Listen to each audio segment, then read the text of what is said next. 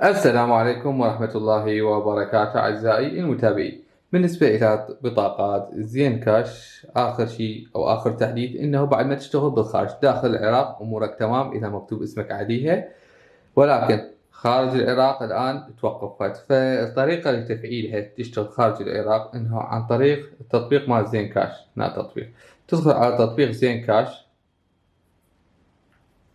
بعد الدخول على تطبيق زين كاش تذهب على 3 خطوط في أعلى اليمين. من تضغط على الخطوط 3 في أعلى اليمين راح تروح هنا إضافة جواز سفر، تضغط على إضافة جواز سفر. راح تضيف جواز سفر، أهم شيء يكون غير منتهي الصلاحية. راح تدخل رقم التليفون الخاص بمحفظتك وتشتغل الكاميرا، تضيف الجواز يكون أكيد غير منتهي الصلاحية فعال. راح تشتغل عندك بطاقة زين كاش خارج العراق بكل تفاصيلها. وكان هذا فيديو بسيط حول تعليم كيفية تشغيل زين كاش الآن خارج القطر، والسلام عليكم ورحمة الله وبركاته.